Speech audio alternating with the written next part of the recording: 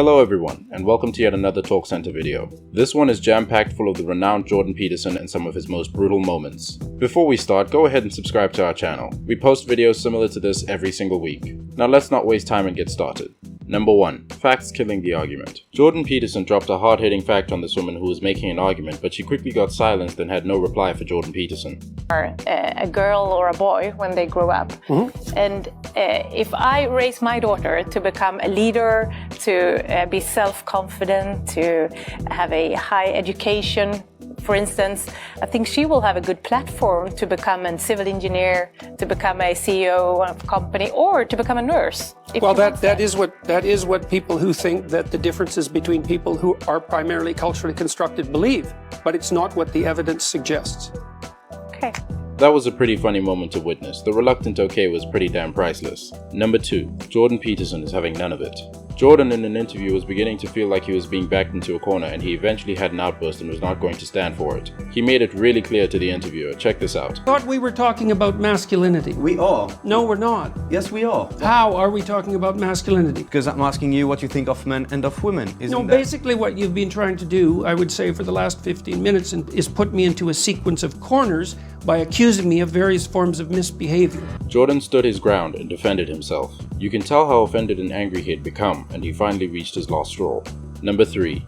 Peterson's backers. One day someone was really out to tarnish Jordan Peterson's name, and asked some questions and implied a lot of things about him. It slowly culminated into quite a heated argument. Would you like to disavow the physical violence? Trans people were physically assaulted at this rally in your name. Would you like to disavow that violence? Yes. So you wish that didn't happen, and you want to, and I'm going to post this online, that you would like people to not to be more accommodating of trans people and people of color at your events in future. I'm a person of color. Listen, I'm a person of color, and I felt very accommodating. I felt like my voice. Thank you very much. I'm also a former Muslim, and I feel like this guy is I'm a person of color. There are many Muslims. You wanted to disavow. Jordan made many efforts to put such nonsense accusations to bed, but instead he had others doing that for him, and it made the person questioning Jordan look pretty damn stupid. Number 4. Flip the script. A minister for women made a comment saying that there are a lot of old white men in private and public company boards, but Jordan's reply to her statement was absolutely priceless. Of Women's Affairs, or the Minister for Women as she's known, suggested recently that there were too many white old men on boards in New Zealand of private and public companies, and just suggested that they needed to move aside so there could be more diversity.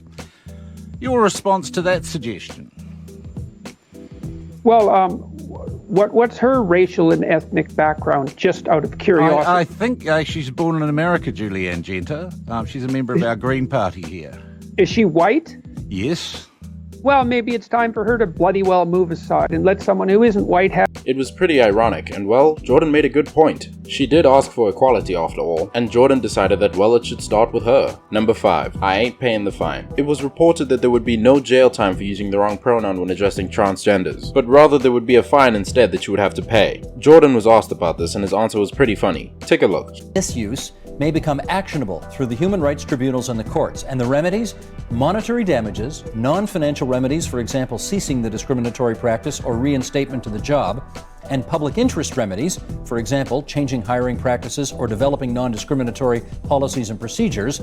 Jail time is not one of them. Jordan, you're not going to go to jail if you keep this up. Do you find that reassuring? What if I don't pay the fine? Then what? He wasted no time at all. He answered the question by asking what if he doesn't pay a fine. Clearly he would not have accepted jail time, but it's even more hilarious that he also finds the fine ridiculous. Number 6. You proved his point. Jordan Peterson was interviewed on British GQ, and he made an interesting statement about the interviewer, saying that he already knows where he stands on certain issues. So she challenged him, and this is what he had to say. I don't know where I stand on all things. I would hope that was true. Okay, let's talk about transgender issues. That's fun. What do you think I think about transgender issues? I suspect that you think that gender expression, gender identity are fundamentally social constructs, but I could be wrong. As he finished, she said no, he was wrong, but what she said does not at all suggest... Well, she's made herself look stupid, hasn't she? She couldn't admit that Jordan was correct about her. Better luck next time, I guess. Number 7. Jordan is in disbelief. During Jordan's interview with British GQ, he was absolutely shocked by something that the interviewer brought up. You could visibly see it in his face, tone, and reaction. Check this out. With a Pepe flag. There's a video called, I think it's called, "Is Jordan Peterson a Darling of the Alt-Right?" Have you watched the video of the person who put up that Pepe flag with me? He's online. But Go watch it. I have seen.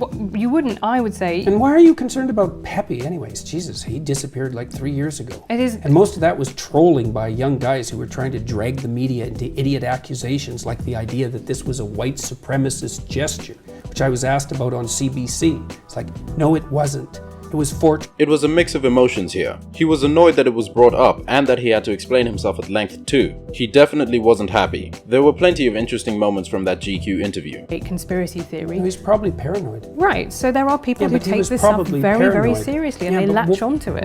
What's your point? I'm saying that, you know, how much responsibility do you feel that you have, particularly guys to the alt-right, who, as you say, some of them have enjoyed your work and say, I'm not one of you guys. I'm not with you guys. They haven't enjoyed my work. I've definitely read bits on the internet. Read more. Okay. Find some evidence. I'm extraordinarily sick and tired of this particular accusation / line of question. As you heard there, he was sick and tired, and he was pretty blunt about telling the interviewer to read more. Number 8. Jordan gets angry again. Here is Jordan getting angry at an interviewer again, and he questions the interviewer's intentions. Video, you said that the problem with those angry women is that since at the end of the argument you cannot fight physically, you can't really deal with them.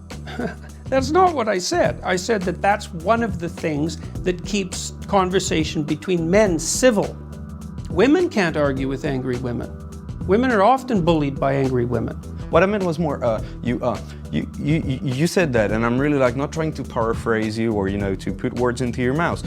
You are trying that directly. No, it is things that you said, that you cannot deal with those yes, but don't tell me that you're not trying to put words into my mouth, because you've selected what you're going to ask, and you selected it very carefully. You can see how intense Jordan gets here, and he feels like the interviewer is trying to get him in trouble. But once again, like he did in the first incident between the two, he was having absolutely none of it. This time though, even the interviewer tries to give some back as he gets angry as well. I think it's safe to say that Jordan has no problem speaking his mind. If you enjoyed this video, then go ahead and leave a like and consider subscribing to our channel. We post videos just like this every single week. Thank you for watching right here on Talk Center.